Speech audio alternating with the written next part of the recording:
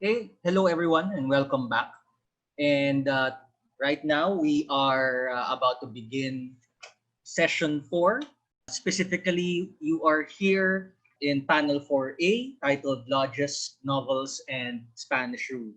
And we are fortunate to have three presenters today, beginning with Álvaro Jimena, who will present a paper titled Filipino Masonry Between Two Empires, 1889 to 1917, the rise of Masonic lodges in the Philippines from a global perspective, to be followed by Stephanie Koo with the title Undressing Rizal's Message, Clothing and Gender in the El Filibusterismo. And we will have our last presenter, Wystan de la Peña, with a paper entitled El Desastre in Recent Select Spanish Fiction. Again, we request everyone to mute their audio and switch off their videos. Remember that this panel is being live streamed via Facebook, so please feel free to share the Facebook link to your friends and colleagues. So without further ado, Alvaro, let's begin with your presentation. To start, I would like to comment a letter received in August 1918 by Manuel Quezon, at that time president of the Senate of the Philippines. The author was the American judge Charles Lobinger, that like Quezon was a member of the Grand Lodge of Free and Accepted Masons of the Philippine Island. Lobinger said to Quezon that Manila could become the Masonic center of the Far East, as there were 1,200 Masons in the Philippines, that is more than 3/4 of the total of the Scottish Rite Masons of the Far East. Lobinger claimed that Filipinos should take a position of leadership to promote Freemasonry in other parts of Asia, becoming not only the first Christian people of the Orient, but also its Masonic leaders.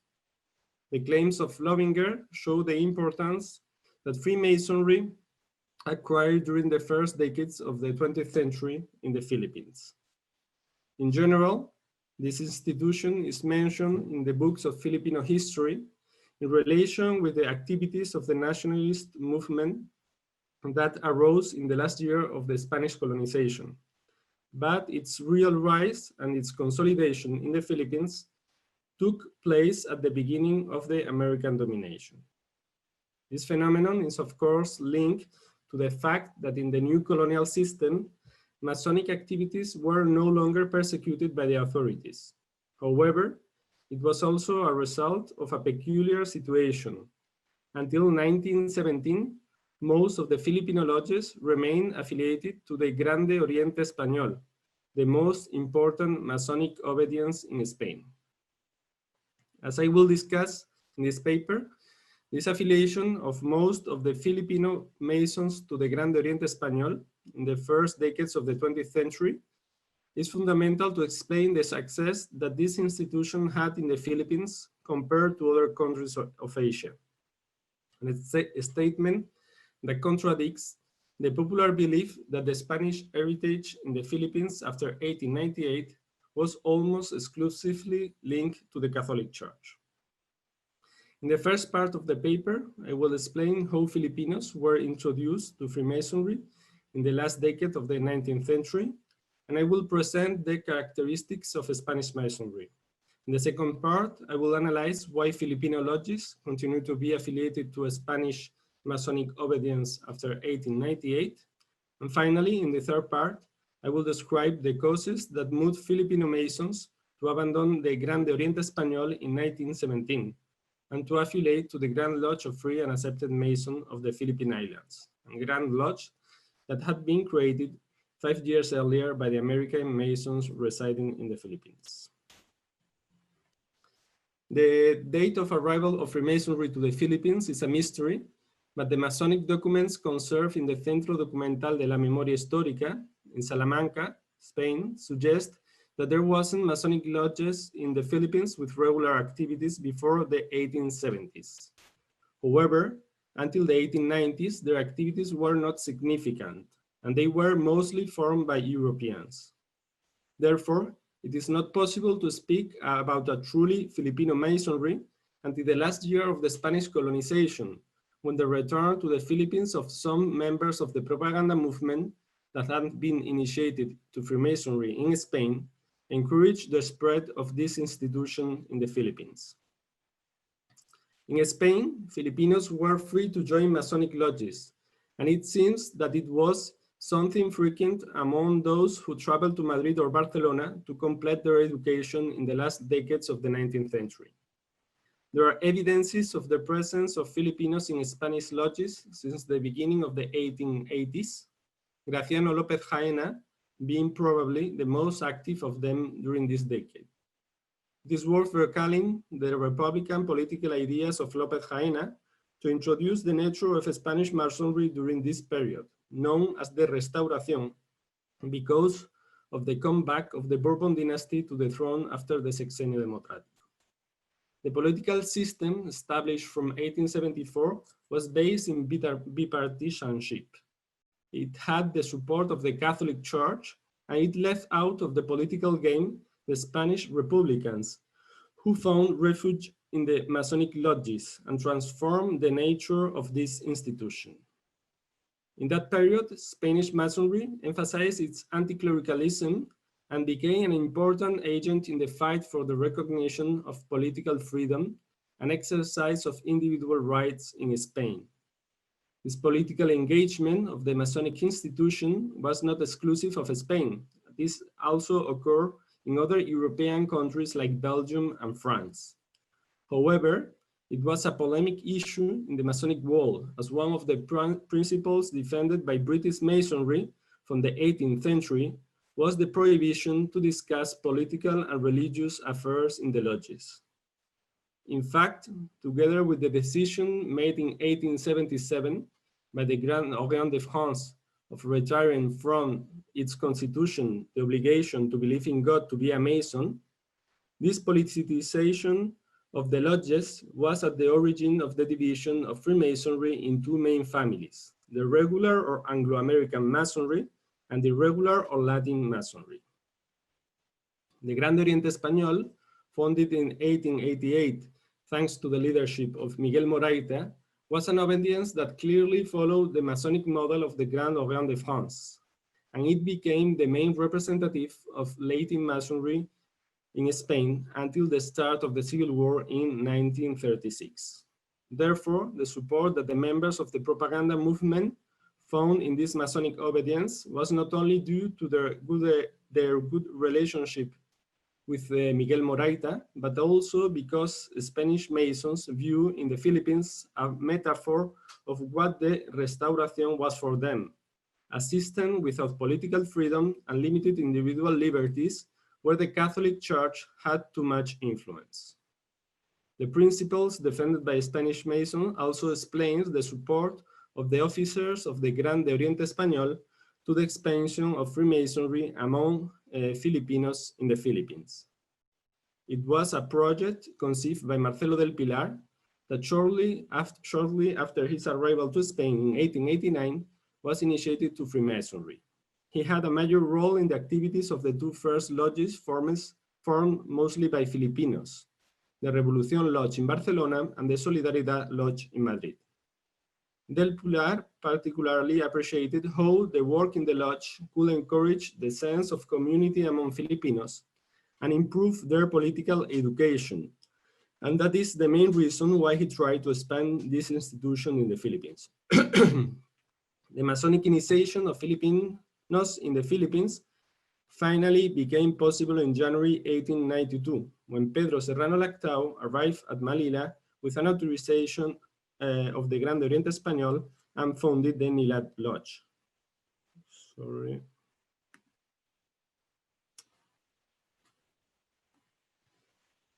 Oh, wow.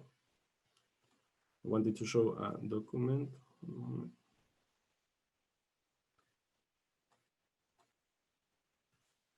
It's not possible. So here you can see the document of the Constitution of the Nilat Lodge sent to the Gran Oriente Español. In 6 months, more than 100 Filipinos were initiated to Freemasonry, and at the end of 1892, there were 6 new lodges in the area of Manila. However, the surveillance of the Masonic activities by the Spanish colonial authorities, particularly after the deportation of Rizal at the beginning of July, restrained the expansion of Freemasonry in the Philippines.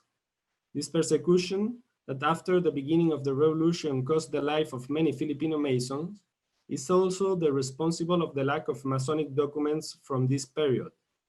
This circumstance make difficult to analyze the motivations that push these Filipinos to join Freemasonry, but it seems that the anti-clericalism and the defense of individual liberties that characterize Spanish Masonry was attractive for many of them, especially those who criticized the influence of the religious orders and were looking for a place to discuss about the political reforms needed in the Philippines.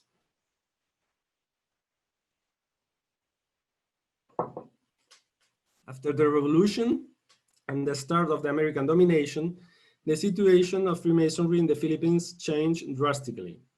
The Masons were not anymore persecuted by the colonial authorities, and even the Americans established their own lodges shortly after their arrival to Manila. However, these lodges, as well as many other societies created by the new colonizers in the first decades of the 20th century, were reserved to Americans, and apart from few exceptions, did not accept Filipinos. Therefore, most of the Filipinos that wanted to take part in Masonic activities turned to the lodges of the Grande Oriente Español, that had his first lodge reorganized in 1899. 4 years later, in 1903, the foundation of the Sinuacan Lodge in Tondo was essential for the renaissance of Freemasonry among Filipinos, as it reunited a group of Masons that encouraged the organization of many of the lodges founded in the 1890s, as well as the initiation of new Masons. Its leader was Felipe Buencamino, a Filipino ilustrado, mostly known because of his numerous changes of site during the revolutionary period. At the beginning of the 20th century, Buencamino was also an important figure of the anti-clerical movement in Manila. He supported the arrival of American Protestant missionaries and was the president of the Board of Trustees of the Evangelical Church of Tondo. He also contributed to the foundation of the Iglesia Filipina Independiente, that during some years threatened the hegemony of the Catholic Church in the Philippines, and that was endorsed by many Masons, including the Spaniard Miguel Moraita. In 1908, Moraita and the officers of the Grande Oriente Español authorized the foundation of the Gran Logia Regional de Filipinas, that was still dependent of the Spanish Masonic obedience, but gave more autonomy to Filipino Masons. Buencamino was elected Grand Master, and on his discourses while occupying this position, he insisted on the anti-clerical nature of Filipino Masonry, whose main objective was to fight against the influence of the religious order on Filipino society.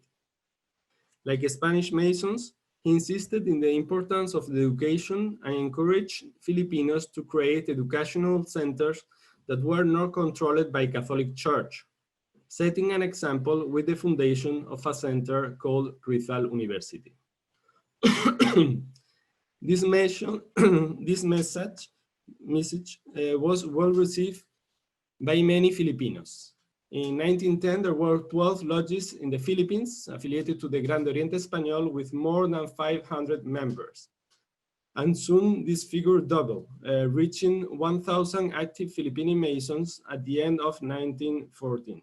As you can see, the evolution of the number of members of the two most important lodges in Manila, the Sinuacan Lodge and the Nilat Lodge.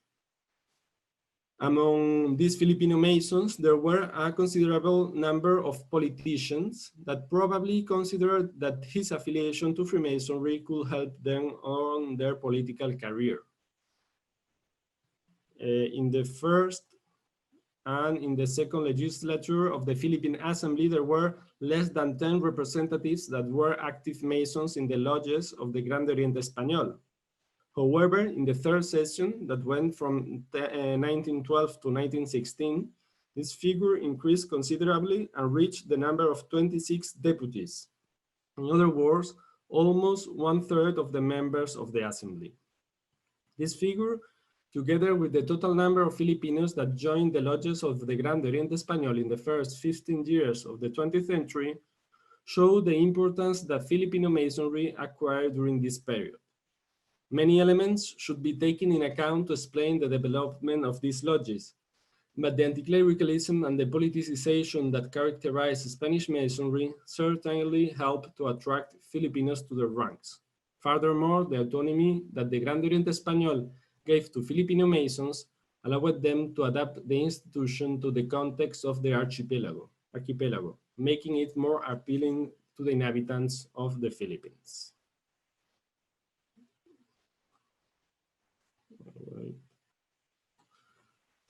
So this situation changed in 1914 when the American Masons residing in the Philippines changed their mind about the affiliation of Filipinos to their lodges. And this decision seems to have been important, the influence on Francis Harrison, that a year earlier had been nominated Governor General of the Philippines.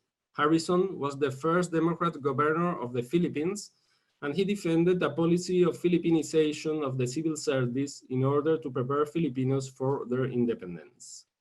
He was initiated to Freemasonry shortly after his arrival to Manila, and as he mentioned in several Masonic events, he viewed this institution as a tool to encourage the union between the most capable men of the Philippines, whether they were Filipinos or Americans. The creation in 1912 of a Grand Lodge by the American Masons residing in the Philippines, the Grand Lodge of Free and Accepted Masons of the Philippine Islands, also seems to have affected the decision of accepting the affiliation of Filipinos. Previously, American lodges in the Philippines were affiliated to the Grand Lodge of California, but after the foundation of this Grand Lodge, they tried to obtain the recognition from other Masonic obediences in the world, arguing that the Philippines was an open territory in Masonic terms. The presence of 1,000 Masons of the Gran Oriente Español made this argument difficult to defend, so the American Masons changed their policy of affiliation and argued that they have created the Grand Lodge to allow Filipino Masons to be part of a regular Masonic institution recognized all over the world. This argument refers to the difference that existed between the obediences of the Latin and Anglo-American families in general, and among the Gran Oriente Español and the American Grand Lodges in particular. These differences mainly concern the disputes that occurred in the previous decades for the Masonic domination of Cuba and Puerto Rico, the two other Spanish colonies that had passed under the control of the United States in 1898. According to the American Masons, the Gran Oriente Español had committed numerous Masonic irregularities in the last decades, and it was not recognized by many Masonic bodies in the world. So they encouraged Filipino Masons to abandon it and to join their Grand Lodge. Filipino Masons responded through Teodoro Calao, that succeeded Felipe Buencamino as the Grand Master of the Gran Logia Regional de Filipinas in 1915. It is worth to point out that Calao, a prominent journalist and politician, was one of the main figures of Filipinism, a movement that defended the conservation of the Hispanic elements of Filipino culture as a response to the Americanization of Filipino society promoted by the new colonizer. Accordingly, Calao defended the affiliation of the Filipino lodges to the Gran Oriente Español and accused the Americans of having ignored Filipino Masons, founding their Grand Lodge without consulting them. He also proposed to Filipino Masons the creation of an independent Grand Lodge, the Gran Logia Nacional de Filipinas, and after the approval, he sent its constitution to the Gran Oriente Español. However, the Spanish Masonic obedience took more than 1 year to respond to the demands of the Filipino Masons, and in the meantime, the Americans continued to insist in the advantages of being affiliated to their Grand Lodge. They found a good ally in the figure of Manuel Quezon, that in 1916 returned to Manila after having contributed to the approbation of the Jones Law in the American Congress. where he occupied the post of resident commissioner from 1909. His good relationship with Governor Harrison and other important American Masons seems to have persuaded him of the convenience for the Filipino Mason of joining the Grand Lodge of Free and Accepted Mason of the Philippine Island, something that finally happened in February 1917, largely thanks to his influence on Filipino Masons. To conclude, I would like to refer to an article wrote in 1920 by the Governor General Harrison in the first issue of the Filipino Masonic magazine Acacia. On his text, Harrison underlined the tremendous change that had occurred in the position of Freemasonry in the Philippines in the previous 25 years.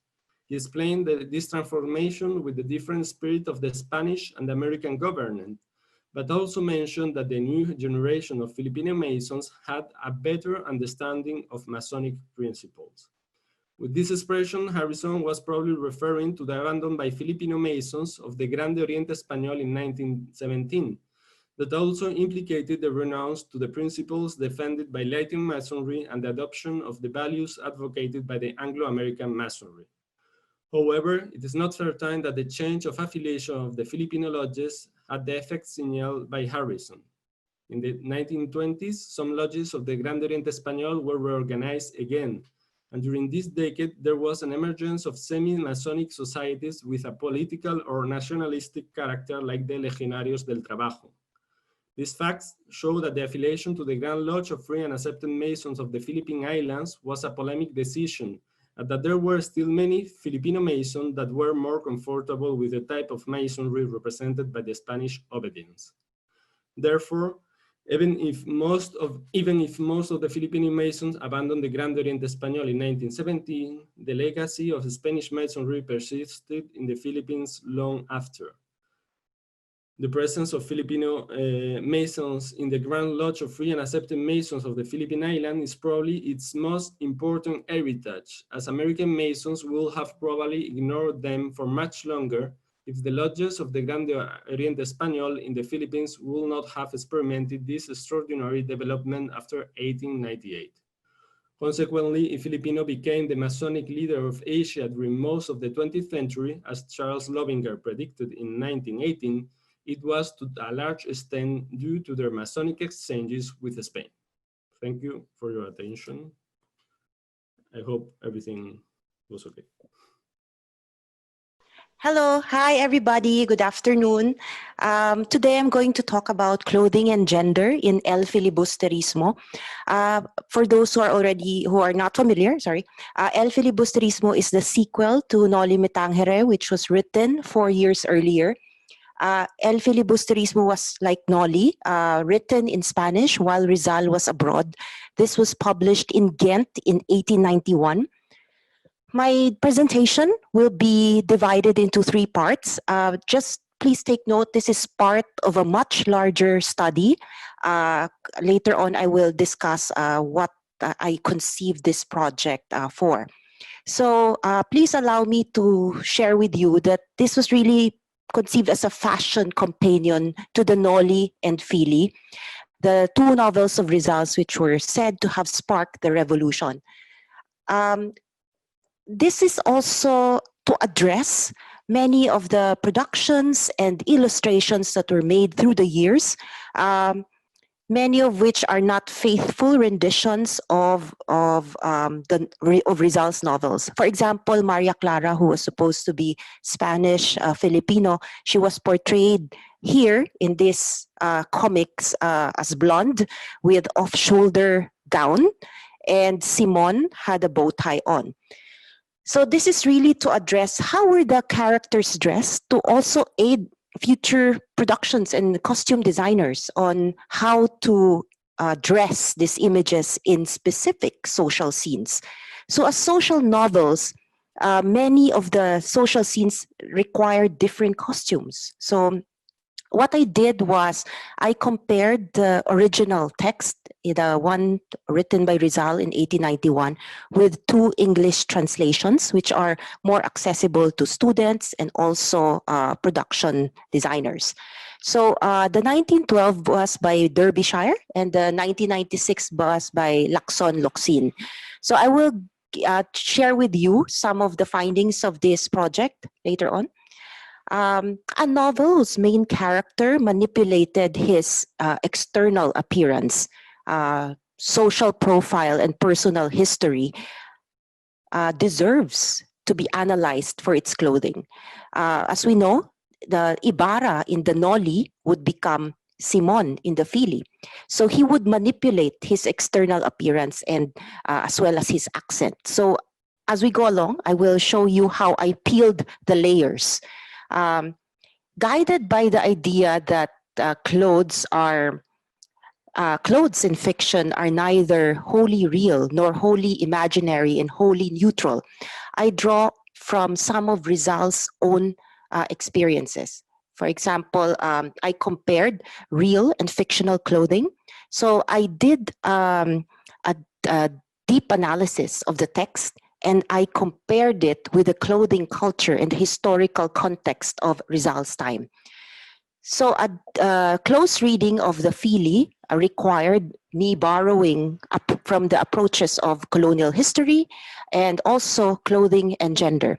I had to understand through Rizal's letters, for example, what is the value of clothing for him? What did he know about clothing? What was the transformative power of clothes based on his personal correspondences? So the first part, we'll talk about clothing and disguise. As mentioned, Crisostomo Ibarra would become Simon. It's not enough to just look at the basics, like, for example, the eyeglasses being blue, but rather the size of the eyeglasses, the distance between the buttons, for example, the kind of cravat and how he tied them.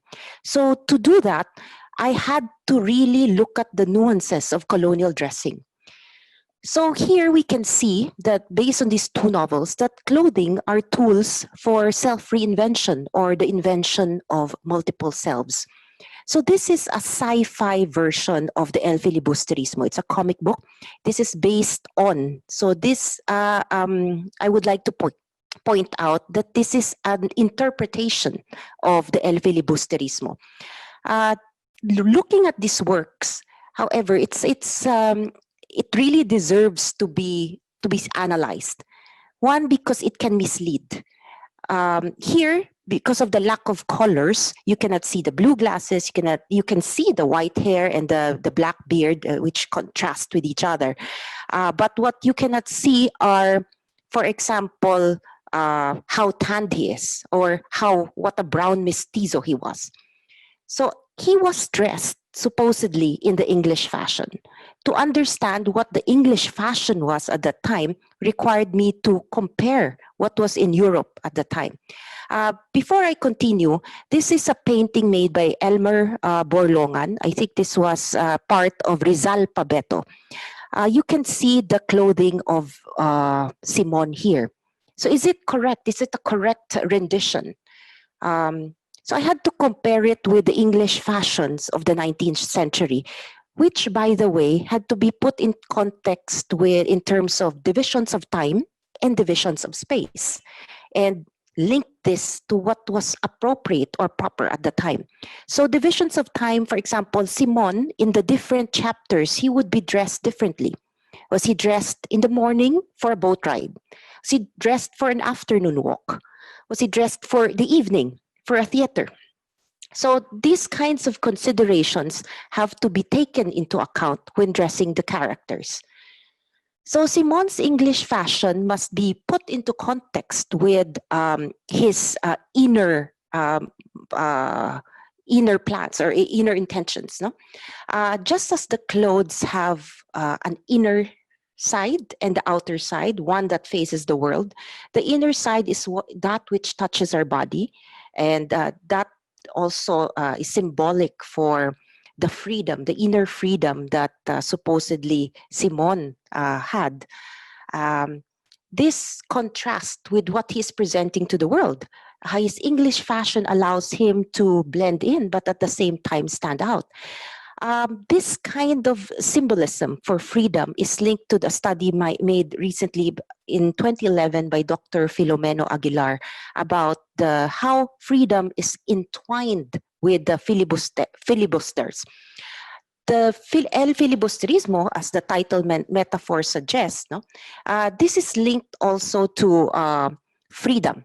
For example, a clue is provided by a letter that Rizal wrote to Blumentritt, wherein he talked about his former girlfriend, Leonor Rivera, marrying an English engineer. He said, "An Englishman is a free man, while I am not." There are other indicators also of how he perceived Englishmen and their fashions.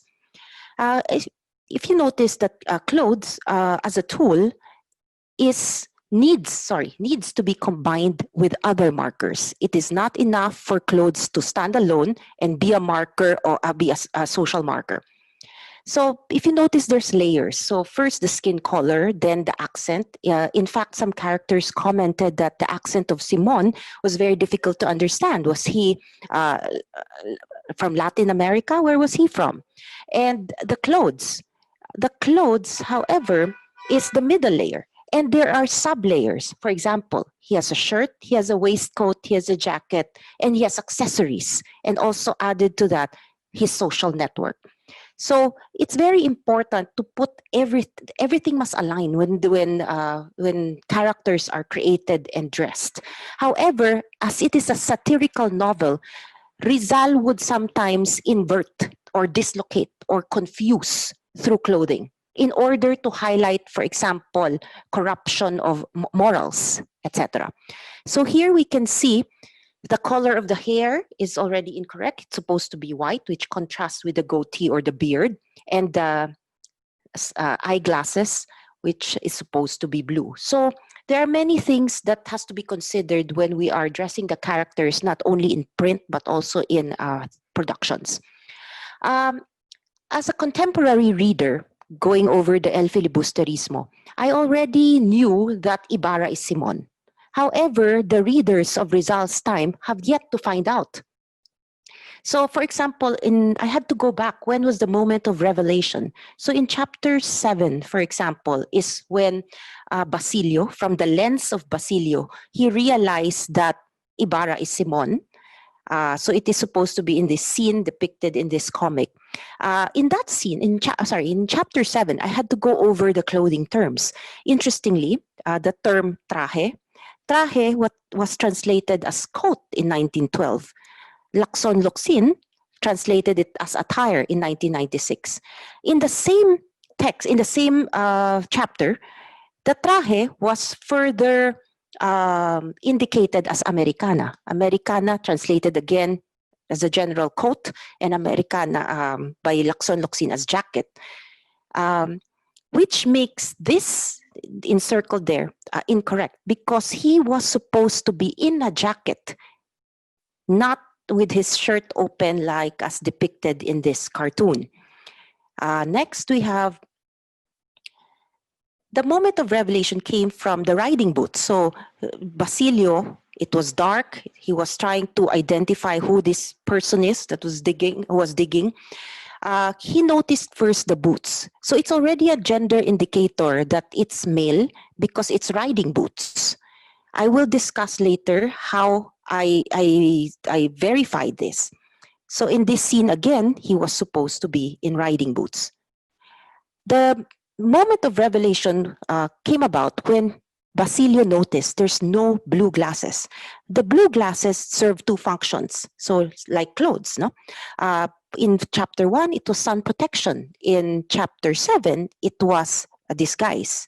So in that scene, this is correct, wherein he was not wearing glasses. That's why Basilio was able to identify him. Now, for riding has to be put into context, or riding clothes has to be put into context with, at the time, horseback riding or taking the kalesa. Are they riding for transport or for leisure? Women were said to have dressed. So I had to look at the entire corpus of how women dressed while they were riding. So in this image by Lozano, for example, they were traveling. The woman as you know, in most images, she would be just wearing her regular clothes, and but I have to assemble a corpus of data. That's when I'll share with you some of the research methods. I had to assemble a significant amount of data. So using a digital database, I had to compare textual with iconographic and material sources or combination sources. An example of a combination source would be a periodical where there's an image and a text or a caption that describes the image. And of course, it's also a print. So it's also material. Nowadays, we have the advantage of technology that modern historians, I think, may find this useful. I collaborated with several colleagues.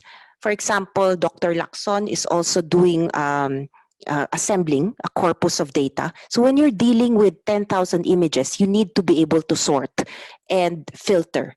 So, and statistics as well. So I collaborated with Dr. Wendler and Dr. Chancho from the mathematics department who does statistics.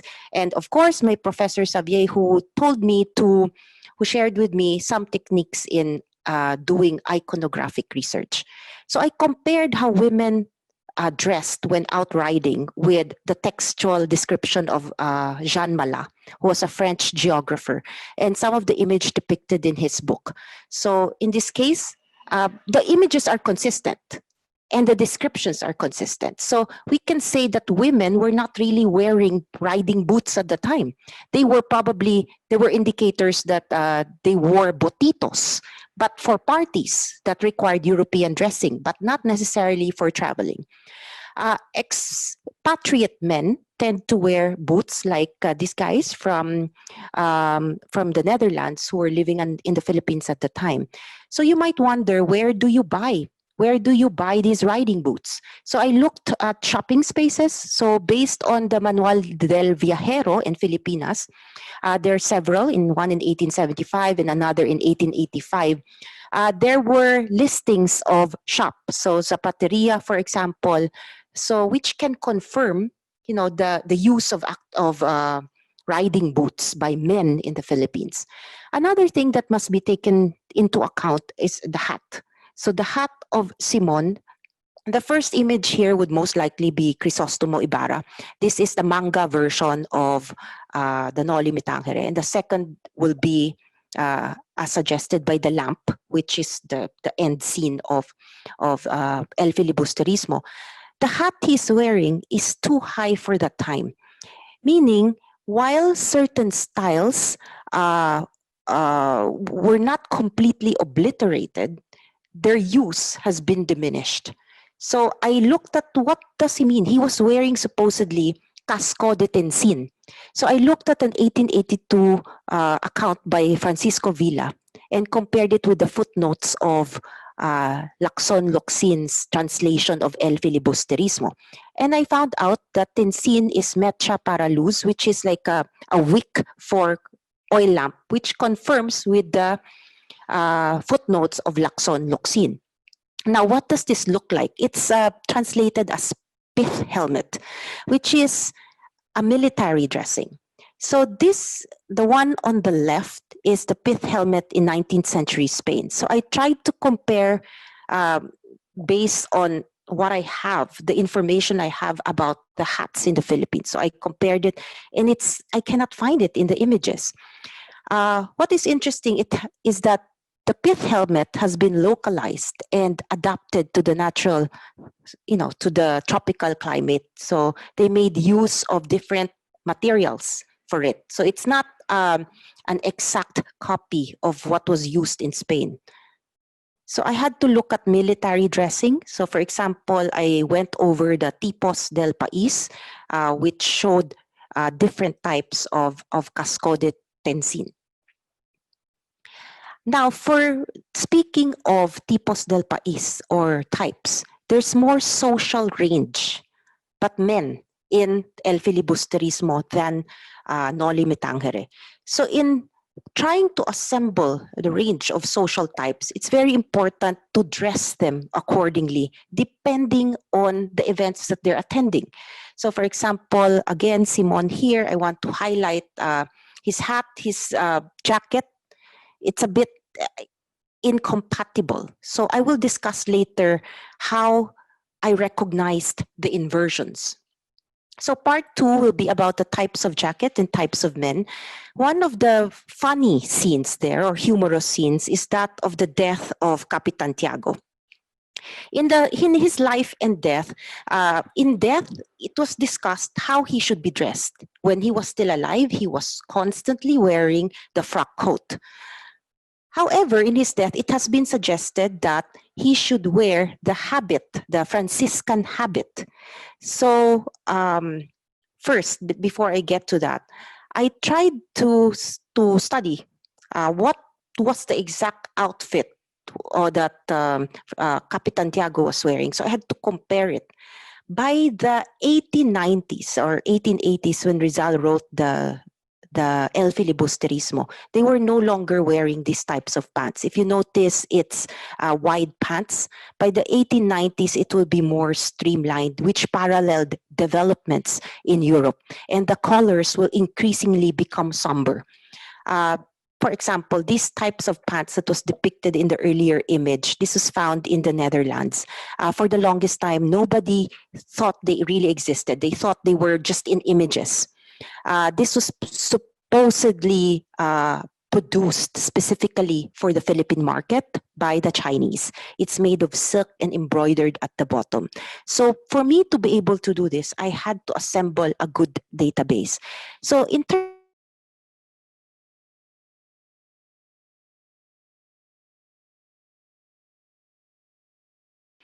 that in 1847, he commissioned Lozano to paint images of, to paint images of the dead. And we found out that adult men it's common for adult men to wear the garb of Saint Francis of Assisi, for women to wear the nun's habit, and for children to wear, let's say, Santo Niño outfit or the outfit of the saint they were named after. So let me just give you further clues as to how I did this research.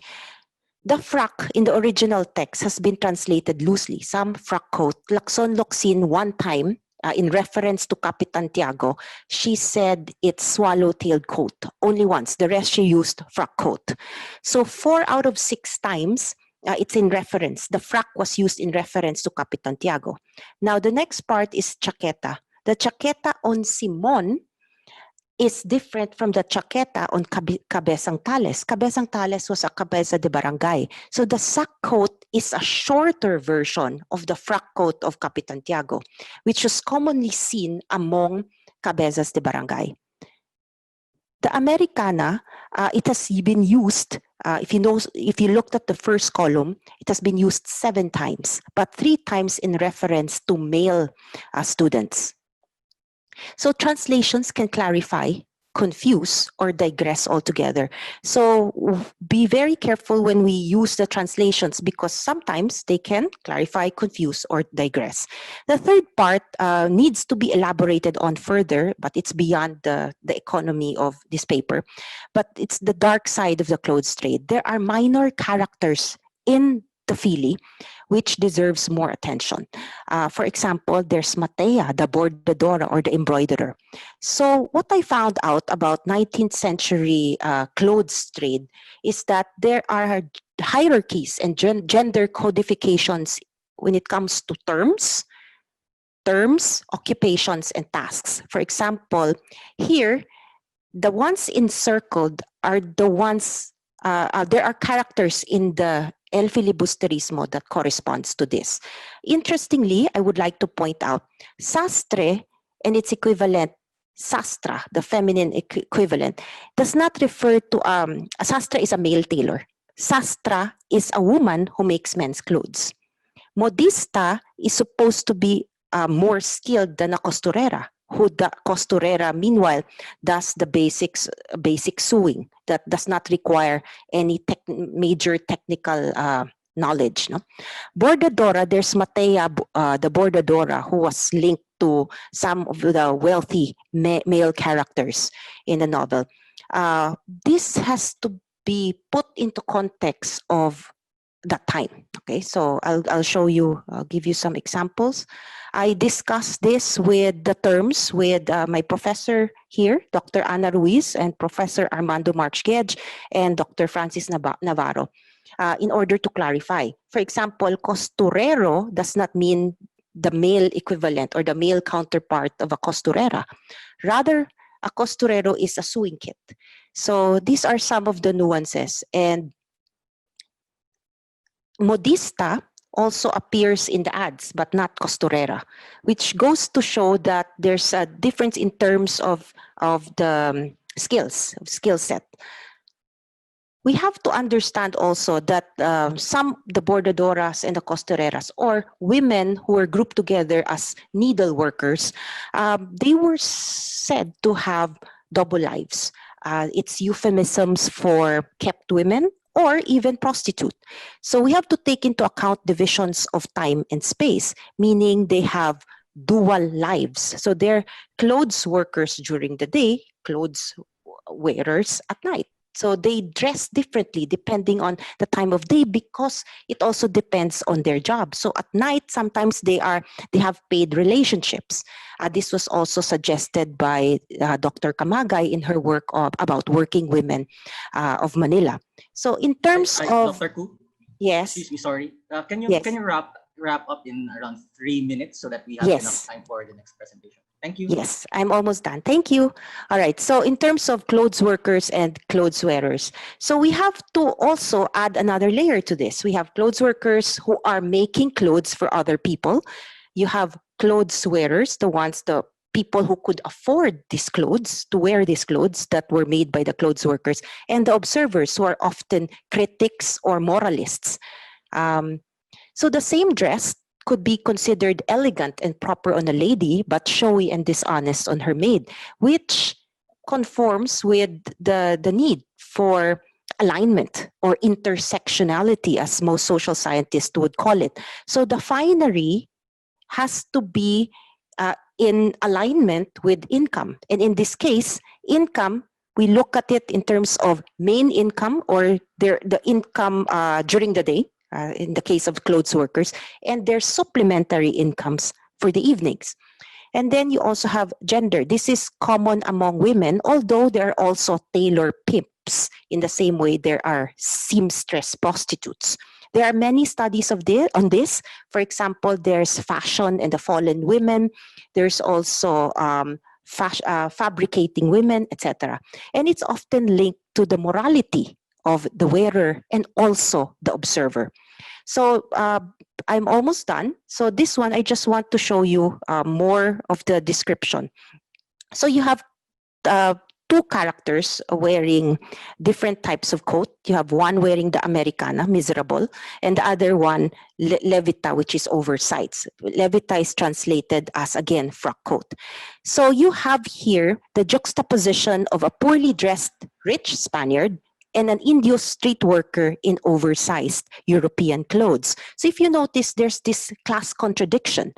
So Rizal used the term uncommon type. So the poorly dressed rich Spaniard is part of the uncommon type, whereas the Indio street workers is more of the common type. This again, it goes hand in hand with the need for the markers to be aligned, or inversions, therefore, has to be understood. So understanding Rizal's inversions or dislocation require studying the novels in their original text, looking at the personal letters, looking at the translations, and also monitor the interpretations through the years. And this has to be grounded with a strong knowledge of 19th century clothing culture and a corpus of data. So for this part, my team members, Isa and Leal, both PhD students, helped me assemble a good record and put the original text side by side with the translations. So as a satirical novel, Clothing Contradictions to accepted social markings like age, race, and means, raise questions on what reform or educative purpose is Rizal advancing with his sartorial themes. So there's still room to study this. For example, the El Filibusterismo can be studied from the point of view of psychology because there's links between psychological fluctuations and clothing. Also, other inversions is that of a mother who is wearing torn shirts while her son is extremely well dressed. So among those other things. So this is part of a larger study, and I will be submitting my paper soon. And hopefully in a few years, I could come up with a more thorough study, like perhaps a book. So thank you again for listening. So thank you. Good afternoon. Thank you very much, Michael. This afternoon, I'd like to talk about select Spanish fiction written the last 10 years or so, and how they tackled the representations of 1898 in the Philippines, or El Desastre as known in Spanish historiography. First, a roadmap. I will begin with the laying down a set of assumptions I take in doing this paper, and then discuss certain considerations when reading historical fiction, which is the case for the two novels I'll be discussing. And then I'll provide brief novel summaries, and then go into the meat of the discussion will be to look at the representations of 1898, and then identify the underlying discourse behind these representations. Now, to look back at 1998, you see here a news item from El País saying that the Philippines marked its the centennial of its independence on June 12, 1998. This one is an interesting item. ABC, another Spanish paper, quotes Emilio Aguinaldo saying he regrets separating the Philippines from Spain. Going back to 1998, this time from the Barcelona-based newspaper La Vanguardia, we see a news item wherein King Juan Carlos laments the errors committed by Spanish colonial governors in the Philippines. From the same newspaper, we get this article, talks about the causes of the revolution in 1896. We see here in one section discussing the execution of Rizal, and then in another, we see the role the frailes did to contribute to the revolution. But this being a Spanish article, we would have to see the presence of the Los Últimos de Filipinas, the 30 or so Spanish soldiers who refused to surrender even after news had arrived that Spain had surrendered to the Americans, ending the Spanish-American War. So this is a picture of the Últimos de Filipinas upon their arrival in Barcelona, and another picture identifying their names. These are the two novels that I will be discussing. La Última Princesa del Pacífico, written by Regina Yagbe, who is also a TV scriptwriter, and Copla el Recuerdo de Manila by the lawyer Jordi Verdaguer. Now, proceeding to my assumptions. Events in 1898 in the country, constitute shared history between the Philippines and Spain. 2, centennial commemorative acts, the process of historical remembering, differed in terms of focus due to different perspectives. The Philippines celebrated 1998 as centennial of its independence, while Spain marked it as the centennial of El Desastre Colonial. For the Philippines, the key celebration date is June 12th. We see this in an old 5 peso bill. For Spain, we have more than one date to remember. May 1, the Battle of Manila Bay. And we have August 13, the fall of Intramuros, which should be observed as Occupation Day during the American period. And December 10, the signing of the Treaty of Paris. Sixth assumption, Spanish historical fiction, being written in Spanish, does not factor in a Filipino reader who is non-Hispanophone. The novel's intended readers are members of the Hispanophone world, principally Spaniards, who may have a different take on 1898.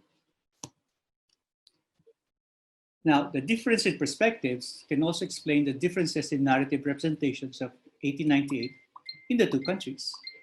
So, as I said earlier, Independence for Spain and El Desastre Colonial for Independence for the Philippines and El Desastre Colonial for Spain. Now, I pose two questions. What if the Spanish historical fiction is read by a Filipino?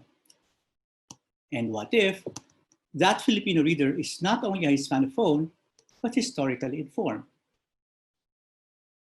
At this juncture, I appropriate cultural theorist Stuart Hall's typology of readership: the dominant reader, positional, and the negotiating reader. A dominant reading means the reader accepts totally the perspective and the views presented by the text, authorial tensions, we can say. At the other end of the pole is the oppositional reading, wherein the reader rejects everything that the text expresses.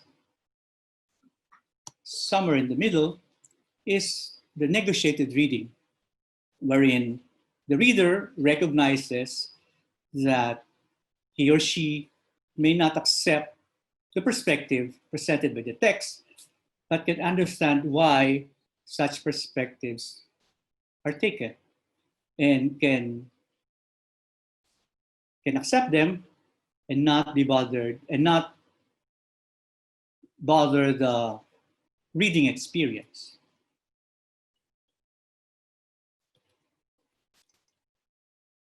So the Filipino reader of Spanish historical fiction, I would assume to be located between somebody who does positional reading and somebody who does negotiated reading. Now this reader, Hispanophone and historical informed reader, will have to take account two factors: historical accuracy and narrative plausibility. Experts on historical fiction say that historical accuracy is non-negotiable. Whether it be a work of fiction, historical details have to follow the historical record. Narrative plausibility means the narration is acceptable to the reader. More on that later. So these two factors combined will influence the reception of a narrative of the text. Now proceeding to the novels. La Última Princesa del Pacífico, this is a rough mapping of events in the novel. Última Princesa del Pacífico is a Bildungsroman narrating the transformation of Carlota Diaz y de la Fuente, a privileged Spanish girl, and her transformation into a married woman immersed into the political intrigues of middle 1890s Philippines. Copla, al recuerdo de Manila. It's interesting that the novel starts with some verses from Rizal's Ultimo Dios. Copla recorded in Manila is a dual narrative wherein it intertwines two narratives 110 years apart, but connected because the main characters of the second narrative, the one happening in 2008, are descendants of the characters in the 1898 narrative. So, as I said, we will look at these two novels, having in mind these two factors. This one is an example of why historical accuracy is important. Here we have an image from Los Últimos de Filipinas, a 1945 film in Spain about 1898. Anyone familiar with fashion, and Stephanie can attest to this, would tell you that the woman wearing a skirt is wrong for 1898. So the representation there is not correct. Ultima Princesa del Pacifico, we have issues on historical accuracy. And for purposes of not going over time, let me just focus on three issues. First, the Filipino insurrectos were said to be controlling Manila, besieging Intramuros, and scoring battlefield victories in Cavite. But if you go with the historical record, the insurrectos got to control Manila only after the Americans arrived. And true, they were scoring battlefield victories in Cavite, courtesy of Emilio Aguinaldo, and the besieging of Intramuros did not happen prior to 1898. Second, the Katipunan Americans conspired against overthrowing the Spanish government as early as the time of the Pacto de Biak na Bato. The historical record refers to the presence of the Americans in the revolution only after Emilio Aguinaldo gets to Hong Kong. And third, Pio del Pilar fights alongside Spaniards in 1898. We know from his biography that Pio del Pilar was already a Katipunero in 1896, was arrested and tortured by the Spaniards. Regarding issues on narrative plausibility, we have the confusion over timelines in 1897 and 1898. Certain events that happened in 1898 were reported as happening in 1897. And second, the pre-Hispanic image of women's sexual freedom is juxtaposed as normal behavior of 1890s Christianized and colonized Filipino women. This was the main character, Carlota, found this very, very interesting. And third, the Ayalas,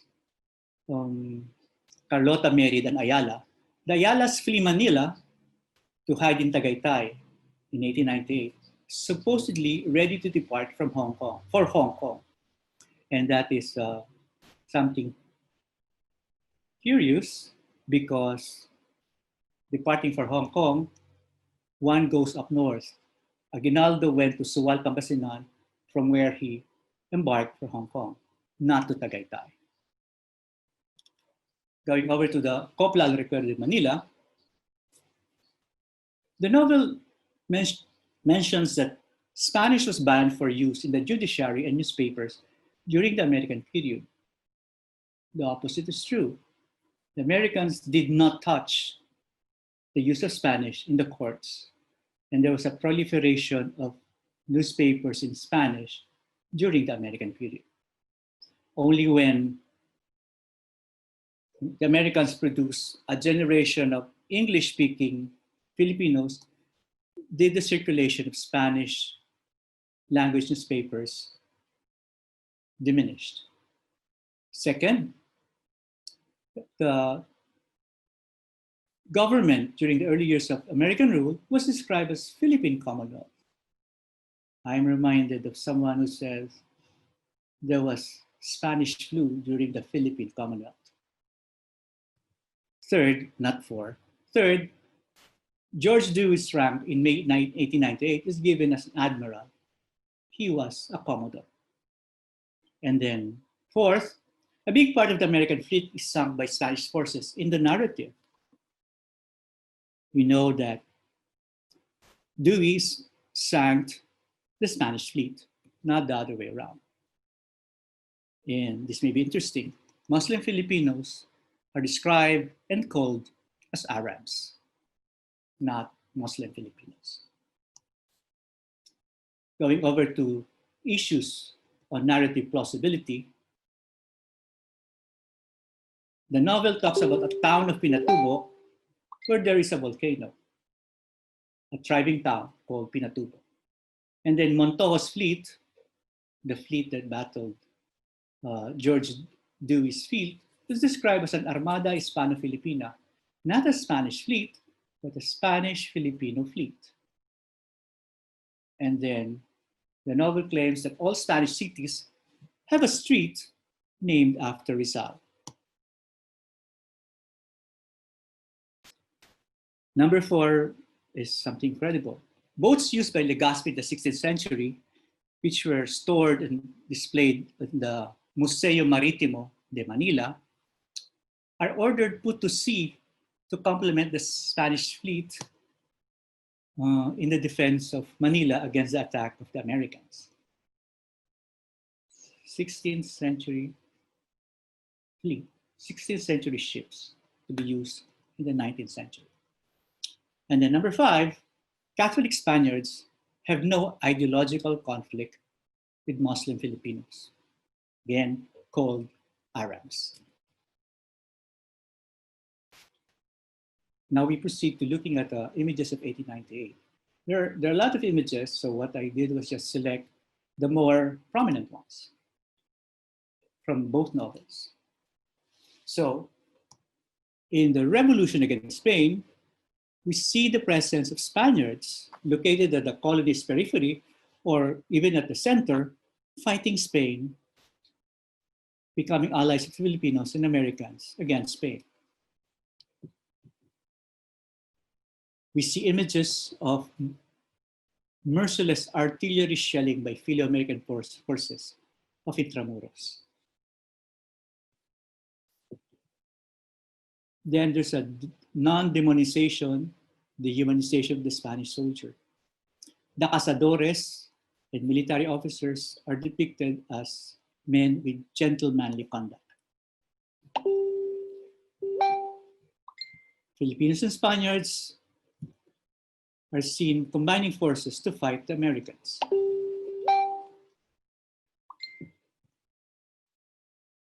Then the novels report large casualties among Filipino troops who are depicted as barefoot. And there were few casualties among Spaniards.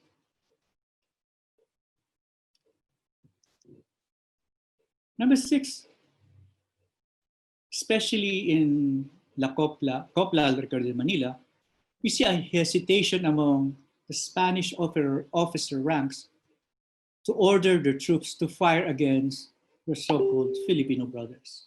The order was to fire only after being fired upon. And then seven, we have the celebration of Spanish soldiers' gallantry despite being outnumbered and outgunned.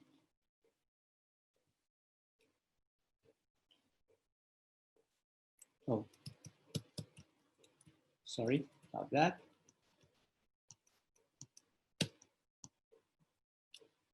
And then we have images of the panic, terror among the civilian population inside Intramuros during the last few weeks of Spanish rule until August 13, and their attempt to leave the walled city.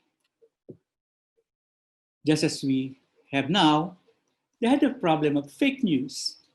So fake news about the coming of a rescuing Spanish fleet, fake news about foreign ships combining their forces to fight Americans and things like that. Images, representations about Filipino atrocities committed against Spaniards, especially against priests. And probably the most important image of all is the image of Spain as a dying empire in a critique against Spanish governors, Spanish governance for this phenomenon.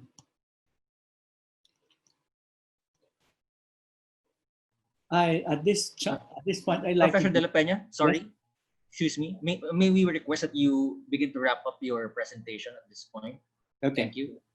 Ultima Princesa del Pacifico can provide a semiotic reading of the names of the characters. Felipe Ayala, which will be a reminder of Felipe II, and Diego Almagro, which remind us of Diego Silang, are reference Spain. And then we have Carlota being a representative, being a metaphor for Spain. Carlota, la última princesa, being Spain, and la última princesa del Pacifico being not Philippines, but Spain.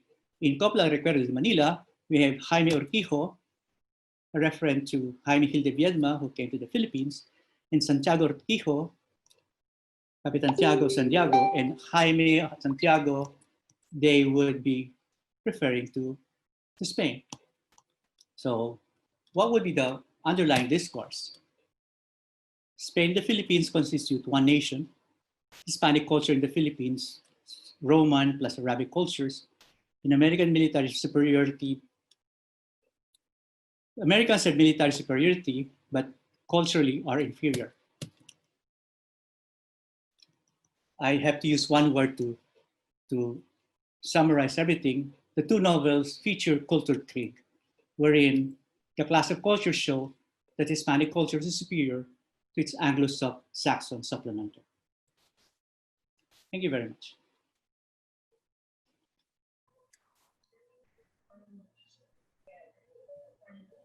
Thank you very much, Dr. De La Peña. And we are now open to take questions from the members of the audience. Feel free to use the hands up button of Zoom, or you can also type in your question via our chat. Anyone who wants to begin the question and answer portion?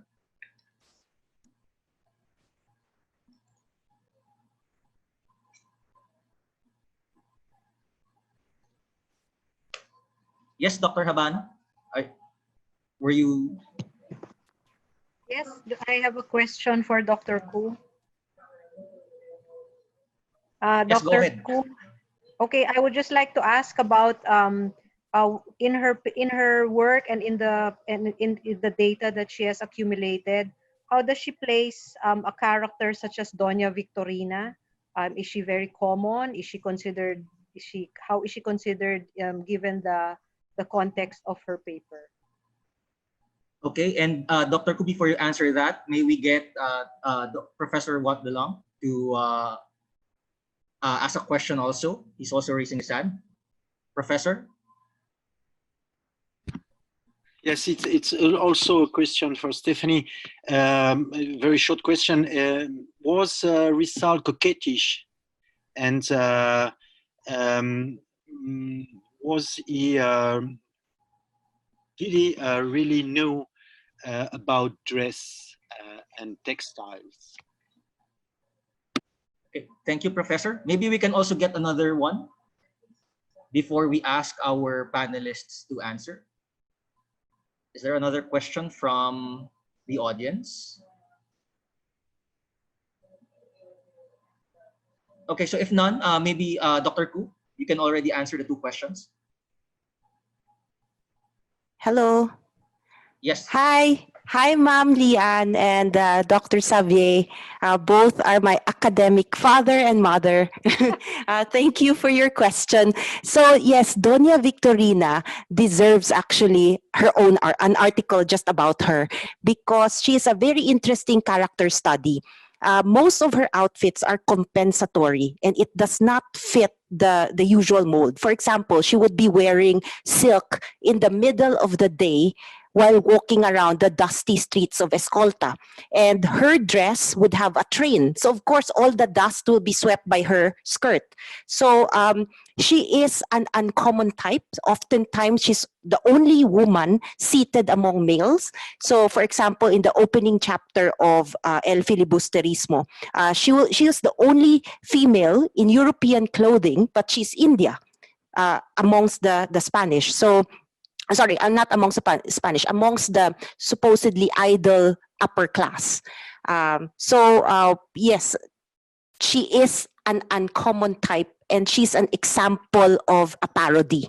One of the interesting outfits she wore is complemented with a hat that has crushed parrots on it. So as you can imagine, she is inappropriately dressed.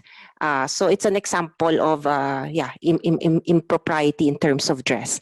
As for Professor Xavier's question if Rizal was coquettish and what he knows about clothing, Rizal was actually very particular about the textiles. For example, he would ask for a different textile for his niece and different textile for his nephew, a different textile for the top and different textile for the lower garments. So he was very much particular and he knows the nuances of dressing at that time. And he knows how clothes can transform. Based on his letters, there would be comments, oh, you look different because you have a new outfit, something like that. So he was aware of it. That's why I think it found its way to his novels and how he transformed Ibarra into Simon just through clothing and the manipulation of other layers. So I hope I answered your questions. Thank you, Dr. Ku. Thank you, Thank Dr. you, ma'am. Ku. Okay. Thank you. Other questions from the members of the audience?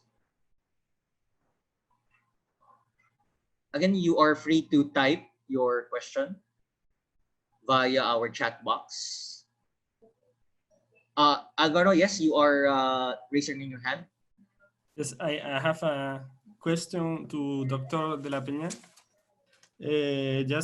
I have a question about what he said about that the Hispanic culture appears as superior compared to the Anglo-Saxon culture, and how to explain this when actually the Desastre is considered like a disaster and a proof of the decline of the Spanish Empire. Actually, I have not read this novel, so I would like to know how this contradiction is solved in these novels, like the contradiction that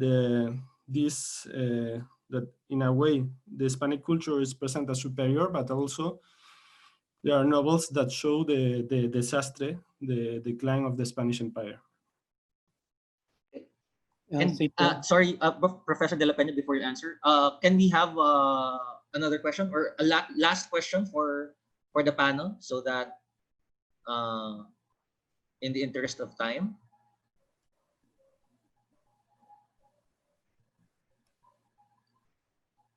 Okay. So from Philip, I add a question for Dr. Ku, which he posted through our chat box. Dr. Ku, I believe you focused on El Fili. Was the theme on clothing also used in Noli, or is it a different framework? So I think we can end there with those two questions. So Professor De La Peña, you may begin. Yes, thank you, Álvaro, for the question. To answer your query, I would refer to the comments of Guillermo Gomez Rivera, the director of the Academia Filipina, when he reviewed the book. In fact, he provided the introduction to the novel. He called it a novela filipina. And from his perspective, it would be a novela hispanista upholding Hispanic culture. What is presented in the novel? Yes, true, there was Desastre in terms of the loss of empire, but in the discourse of Hispanismo in the Philippines, it meant the use of Hispanic culture as a foil against the coming of Anglo-Saxon culture, which was in the writings of the time represented as inferior, culturally inferior. I am reminded of the late 1970s, after the Americans withdrew from Vietnam. Hollywood released a series of Rambo movies. So what the entire armed forces of the United States could not do in Vietnam, one man, Rambo, could do it. So it's like reimagining American military might. So one might say the novels are a reimagining of Spanish culture, or reimagining the El Desastre. Thank you very much.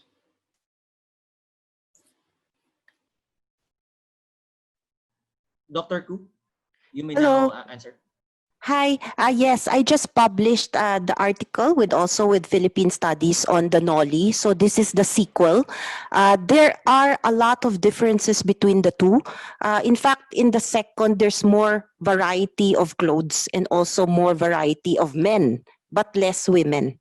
So that's what's interesting, because this also supports my findings that the 19th century fashion was defined by men and not by women. The women's fashion were more colorful, more voluminous, and therefore more attractive.